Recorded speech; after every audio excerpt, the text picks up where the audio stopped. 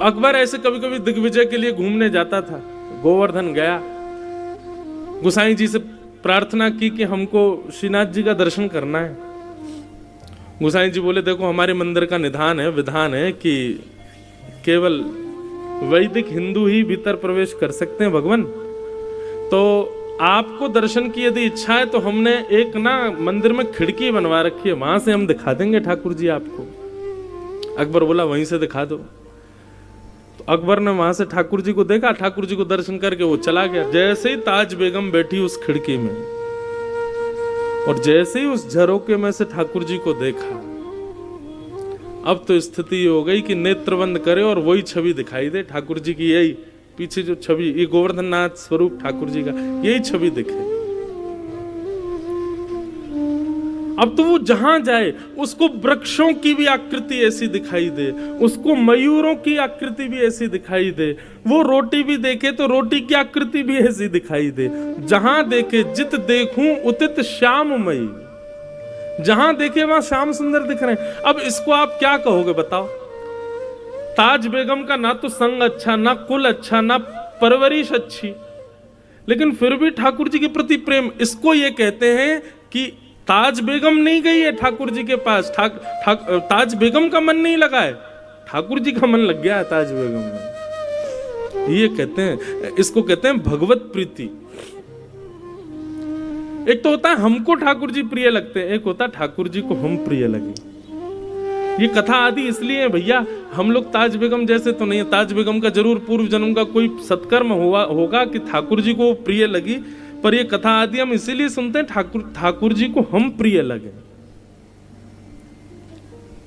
हमें देख के ठाकुर जी रीझ जाए। ताज बेगम को खूब ज्वर चढ़ने लगा, बुखार आने लगा। बादशाह ने खूब वैद्य बुलाए, हकीम बुलाए, लेकिन कोई ठीक नहीं कर पाया। एक दिन बादशाह से जाकर के ताज बेगम ने अपने मन की बात कही, बादशाह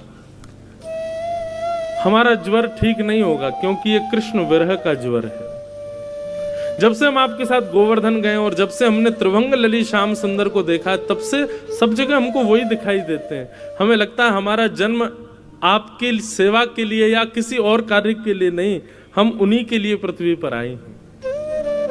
आप कृपा करके हमको वृंदावन भेज दो। अकबर ने पहले तो बहुत मना किया, लेकिन बाद में ताज बेगम की बात मान करके अकबर ने उनको वृंदावन जाने की आज्ञा दे दी। ताज बेगम वृंदावन आ गई और वृंदावन में रह करके ठाकुर जी का नित्य दर्शन करती थी। अच्छा, एक बड़ी सुंदर घटना है, ऐसी दो तीन लोगों के साथ हुई है।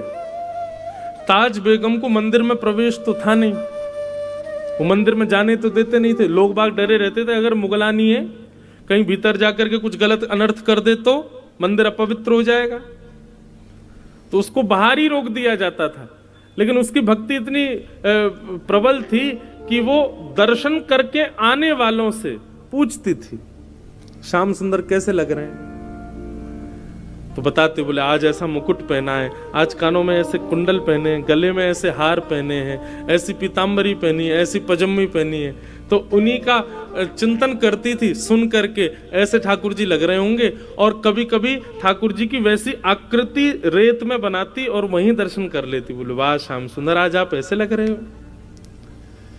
धीरे धीरे ताज बेगम की स्थिति इतनी ऊंची हो गई कि अब ताज बेगम किसी से पूछती नहीं थी, अपने नेत्र बंद करके अपने आप ही एक आकृति बनाती थी और दर्शन करके आने वाले से कहती थी, सुनिए आज ठाकुर जी ने नीली चोली पहनी है, आज ठाकुर जी ने गले में मोतियों की माला पहनी है, आज ठाकुर जी ने ऐसी पाग पहनी है, कानों में मत्स्याकृत कुंडल पहने हैं, हाथों में सोने के कड़ूले पहने हैं।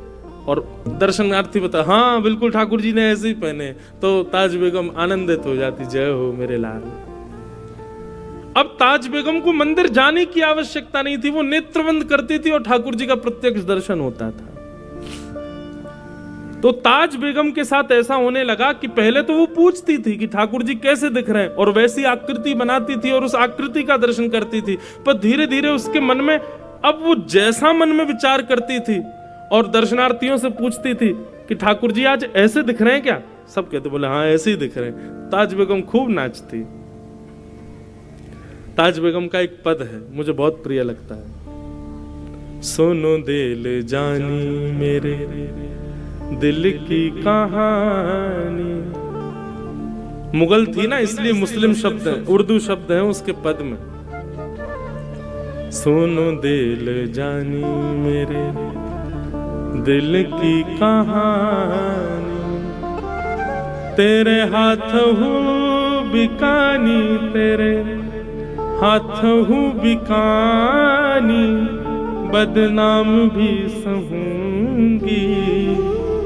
सुनो दिल जानी मेरे, देव पूजा ठानी में नवाज हूँ भुलानी, तजे कमला कुरान तेरे गुनन गहूंगी मैं। सुनो दिल जानी मेरे दिल की कहानी, तेरे हाथ हूँ बिकानी, तेरे हाथ हूँ बिकानी, बदनाम भी सहूंगी। सुनो दिल जानी, नंद के कुमार कुर्बान तेरी सूरत पे, नंद के कुमार कुर्बान तेरी सूरत पे, हो तो मुगलानी हिंदुआनी हूँ रहूंगी। सुनो दिल जानी मेरे दिल की कहानी, तेरे हाथ हूँ बिकानी, तेरे हाथ हूँ बिकानी, बदनाम भी सहूंगी। सुनो दिल जानी,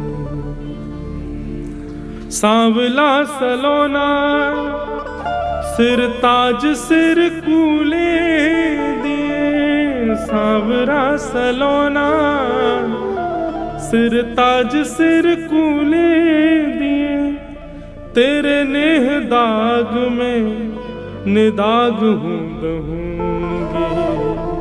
सुनो दिल जानी मेरे दिल की कहानी, तेरे हाथ हूँ बिकानी, बदनाम भी सहूंगी। सुनो दिल जानी। ये बादशाह अकबर की पत्नी ताज बेगम, उनका जो शरीर शांत हुआ ना वो कथा भी बड़ी विलक्षण है। होली का दिन पूरे ब्रजमंडल में रंग धमार हो रही थी और ताज बेगम अपनी कुटिया में बैठे बैठे ठाकुर जी का दर्शन कर रही है। लेकिन आज के दर्शन में यह था कि सब दिख रहे हैं लेकिन उसको ठाकुर जी नहीं दिखाई दिए। बहुत ध्यान से सुनना। ताज बेगम एक पद लिखती है धमार का, आज भी नाथद द्वार में होली वाले दिन जब ठाकुर जी के कपाट खुलते हैं ना तो ताज बेगम की धमार गाई जाती है ठाकुर जी के आगे, जो ताज बेगम ने लिखी, अपने अंतिम शब्द थे उसके।